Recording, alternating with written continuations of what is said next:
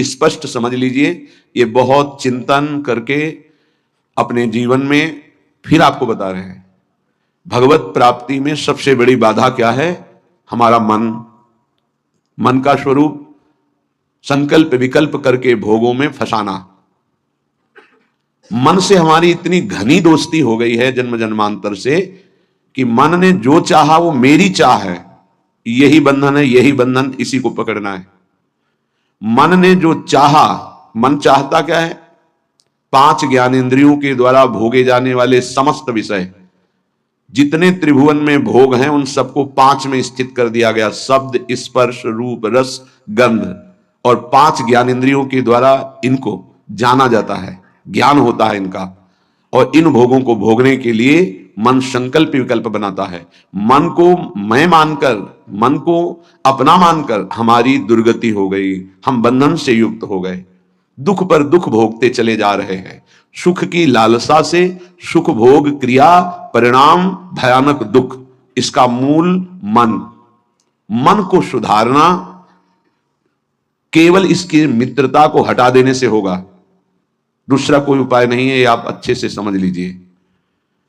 मन को यदि सुधारना है तो इससे दोस्ती हटानी पड़ेगी। बहुत कठिन है इससे दोस्ती छोड़ना। ये जो चाहता है वही मेरी चाह है, ऐसा हमें भ्रम हो गया है। ये अशांत तो हम अशांत, ये शांत तो हम शांत, ये भोगों में तो हमें चाहिए भोग, मैं भोगता। बड़ा विचित्र ये बंधन हो गया है। अगर समझ पा रहे हो, मन की दोस्ती, मन में तन्मयता, मन में अपनापन, यही हमारी मन की गुलामी का मुख्य कारण है, यही बंधन है। जब तक हम मन से दोस्ती नहीं हटा देंगे, मन में तदात्मता जो हो गई उसे नहीं हटाएंगे, अपनापन जो हो गया उसको नहीं हटाएंगे, तब तक इस पर शासन नहीं कर पाएंगे। जब तक मन को अधीन नहीं कर पाएंगे तब तक भजन नहीं हो सकता। भजन की बातें हो सकती हैं, फिर भजन की बातों से हम सम्मान चाहते हैं, रुपया चाहते हैं, नाना प्रकार के भोग चाहते हैं, मनोकामनाओं की पूर्ति चाहते हैं। वो इन के इन प्रकार फंसा के ही रखता है, वो मुक्त नहीं होने देता। इसीलिए शास्त्रों में कहा गया है, बंधन और मोक्ष का कारण तुम्हारा मन ही है। विषय चिंतन भोगों में लगा हुआ मन बंधन का कारण है, भगवत चिंतन प्रभु में लगा हुआ मन मोक्ष का कारण है। स्पष्ट वर्णन किया गया है। इसलिए धैर्यपूर्वक अंतर्मुख होकर के इस मन से दोस्ती हटा दीजिए। ये बिना सत्संग के आप इस युक्ति को नहीं जान पाएंगे। आप इंद्रियां नहीं हैं, आप मन नहीं हैं, आप शरीर नहीं हैं, आप प्राण नहीं हैं, आप भगवान के अंश हैं, ये प्रकृति के अंश हैं, आप परमात्मा के अंश हैं। अपने को भूलकर इनकी अधीनता स्वीकार करके हमारी ये दुर्गति हो गई कि हम तुच्छ विषयों के अधीन हो गए। ऐसा लगता है यदि मन हमारा साथ नहीं देगा तो हम तो किसी काम के नहीं रह गए। अगर हम भोग नहीं भोगेंगे तो हमारा जीवन ही क्या रह गया। ये भ्रम बैठ गया है। यद्यपि आप पूर्ण काम हैं, आपको किसी भी वस्तु व्यक्ति स्थान भोग की किंचन मात्र आवश्यकता नहीं है, पर आपका ये मन आपको अधीन करके भोगों में सुख है, यही जीवन है, यही लाभ है, ऐसा भ्रम करा दिया है। उसी भ्रम को दूर कराने के लिए श्री भगवान गुरुदेव के रूप से, शास्त्र रूप से, नाना प्रकार के धर्मार्थ कार्यों के रूप से, कि इससे मन पवित्र होगा। पवित्र मन निष्काम होता है, अपवित्र मन कामी होता है। जब तक मन पवित्र नहीं होगा तब तक प्रभु से प्रेम या प्रभु का तन्मयता पूर्वक भजन असंभव। निर्मल मन जन सो मोहि पावा। निर्मल मन, निर्मल मन प्रभु के नाम, प्रभु के धाम, प्रभु की लीला, प्रभु के रूप, इन्हीं से निर्मल होता है। संसार का नाम, संसार का रूप, संसार की जो त्रिगुणात्मका माया के द्वारा खेले जाने वाला खेल है, ये सब मलिन करने वाला है मन को, और हम इसी में लगाए हैं, इसीलिए हमारी दुर्दशा हो रही है। बिल्कुल सच्ची मानिए, ये हमारे इस समय शत्रु पक्ष का काम कर रहे हैं, मन और इंद्रियां। देखो, कई बार का ध्यान दीजिए, पैसा देके ये जानते हैं कि इसमें जो नाटक हो रहा है वो बिल्कुल झूठा है। आप जाते हैं, आप वहां 3 घंटे बैठते हैं, कोई मन को विक्षेप नहीं, कोई मन भागेगा नहीं कहीं, आराम से आपको 3 घंटे साथ देगा। लेकिन 30 मिनट माला उठाइए, देखिए फिर इसकी चाल कितना भागता है। तो शत्रु हुआ या मित्र?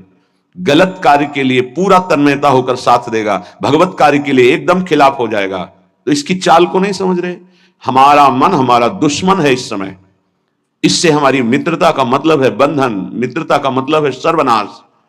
बहुत बहुत सावधानी की जरूरत है। ये मन 5 मिनट ऐसी चेष्टा करा देगा, आजीवन कारावास। कुछ क्षण ऐसी चेष्टा करा देगा, फांसी की सजा। कुछ क्षण ऐसे पाप करा देगा, नहीं कोई जानेगा, तो अंदर से भयानक रोगों की उत्पत्ति, अशांति, हृदय का हर समय दाह युक्त होकर जलना, बहुत प्रकार से कष्ट ही कष्ट देने वाला है। दुख योनया, इससे दुख ही प्रकट होता है। इसलिए उपासक अपने आप को और मन को अलग करना सीखे। मन की मांग जो सही है वो पास कर दीजिए, जो गलत है उसको ना कर दीजिए, और बहुत जोर से ना कीजिए। नहीं नहीं नहीं, 1000 बार वो आपके सामने पेश करेगा, बड़ा सुख मिलेगा, नहीं। पर हम अंदर से कहीं ना कहीं टूट चुके हैं, हार चुके हैं, तो हमें लगता है कि यदि हम मन का साथ नहीं देंगे तो हाँ, ये हमको जलाएगा, ये हमको परेशान करेगा, और वो मैं सह नहीं सकता। इसी से हम मुक्त नहीं हो पा रहे, इसी से हम परमानंद में नहीं डूब पा रहे। यही कमजोरी है, इसको अच्छे से समझिएगा। मन से एक बार युद्ध करना पड़ेगा। यदि इतना सत्संग के द्वारा हम विवेक प्राप्त कर लें कि ये मैं नहीं हूं मन, ये मेरा नहीं है मन, प्रकृति का अंश है, बस फिर तो आप लड़ सकते हैं। और जब मेरा मन, तो आपकी सामर्थ्य नहीं कि ना बोल सकें। जबान से ना बोलेंगे, कदम वहीं चलेंगे जिधर मन ले जाएगा। ये बड़ा सूक्ष्म विषय, इसको समझ लीजिए। सब का सब पूरा अध्यात्म इसी बात पर टिका हुआ है। अगर मन निर्मल तो भगवत साक्षात्कार, मन निर्मल तो स्वरूप स्थित, मन मलिन तो दुर्गति। सारी साधना का फल मन को शांत कर लेना, निर्मल कर लेना, मन को अपने शासन में ले आना। पर यह तभी होगा जब इससे दोस्ती हटाएं। यहां दोस्ती क्या, मन की मांग मतलब मेरी मांग, मेरी मांग मतलब अब पूर्ण ही होना चाहिए, कुछ भी हो। इसी से पापाचरण बनते हैं और मन मलिन हो जाता है, हम और मन के अधीन हो जाते हैं। वो हमें और ऐसी स्थिति ले आता है कि मेरे से कहां भजन साधन, और पूरा जीवन व्यर्थ हो जाता है। श्रीपाद प्रबोधानंद जी महाराज कहते हैं, जागर्ति दुंदभिरवः परमोत्र राधा वृंदावने वन इति प्रकटः पुराणे तस्या विधेयमसमूर्ध महानुराग मूर्तेस् तदंगनमपोहे हरिम क्व पश्ये।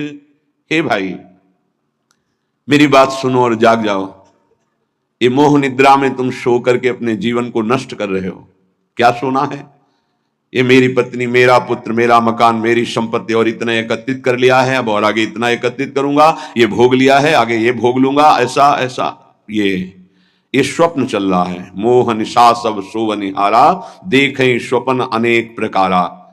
अब इस स्वप्न में इतना लंबा स्वप्न है कि हम ये जान ही नहीं पा रहे हैं कि हमको यहां से जाना है, कुछ नहीं ले जाना है। हम आए किस लिए हैं, कर क्या रहे हैं, करना क्या है, इसका समाधान ही नहीं हो पाया। बस चलता जा रहा है, दूसरे को दाह संस्कार करके सौकाता है, समझाता है दूसरों को, खुद नहीं समझता कि यही दशा मेरे शरीर की होने वाली है।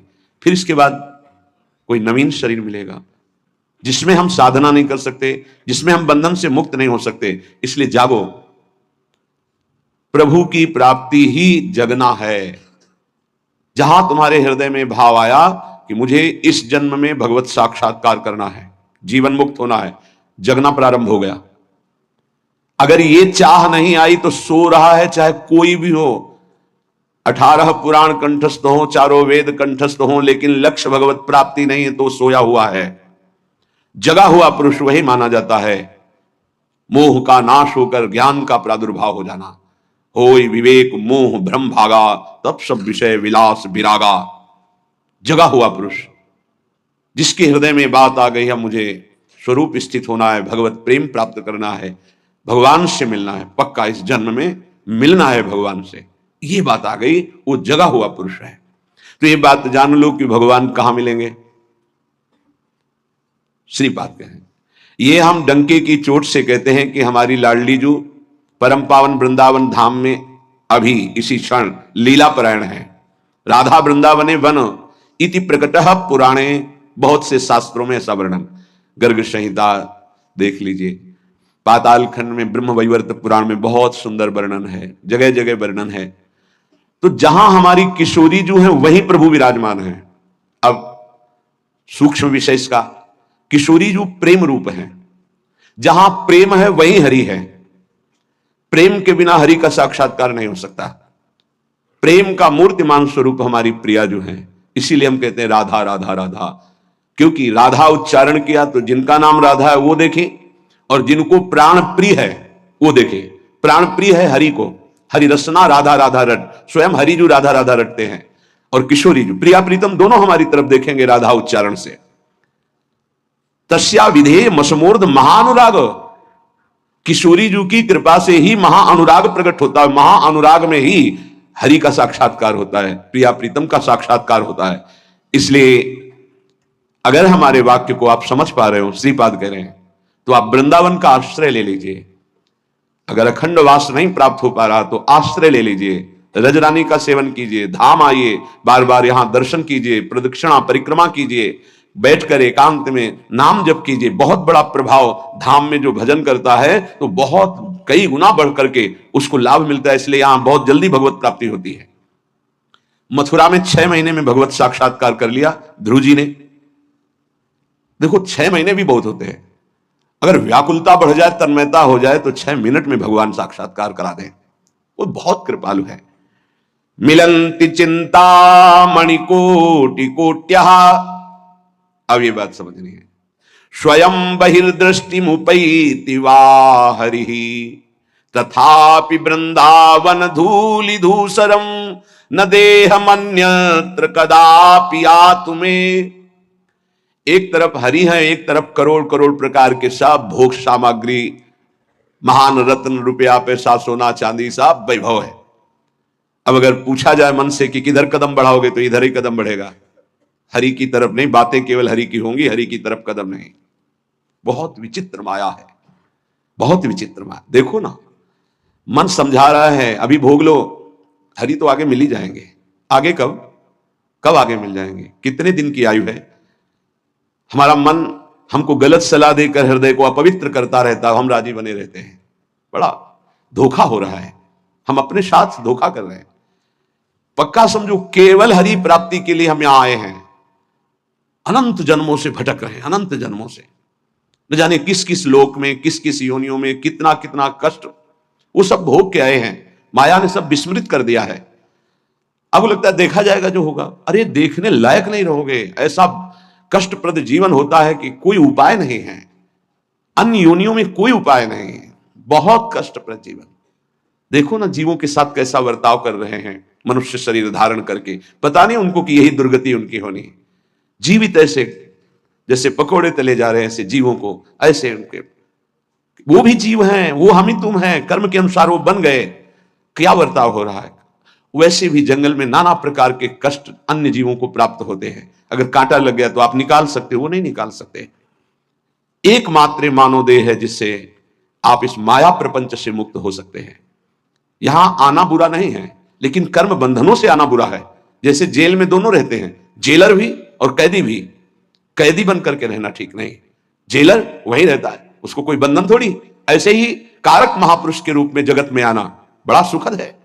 भगवान का यश गान करते हुए भगवत भाव में स्थित, भगवत स्वरूप में स्थित लाखों बार भेजे प्रभु, कोई परेशानी नहीं। ये जो कर्म बंधन से युक्त होकर आना है, इसे मिटाना है। ये संसार तब तक दुखद है जब तक भोग वासना है। भोग वासना हटी की परमानंद ही है 10 दिशाओं में, क्योंकि वही साक्षात आनंद मूर्ति भगवान ही सब रूपों में। मत्ता परतरम नान्यत किंचिद अस्ति धनंजय, किंचन मात्र मेरे सिवा कोई नहीं है। वही परमानंद प्रभु विराजमान है। आपकी कसौटी है मिलत चिंतामणि कोटि कोट्या स्वयं बहिर्दृष्टि मुपैति वा हरि। एक तरफ हरि है, एक तरफ नाना प्रकार के रत्न भोग सामग्री हैं।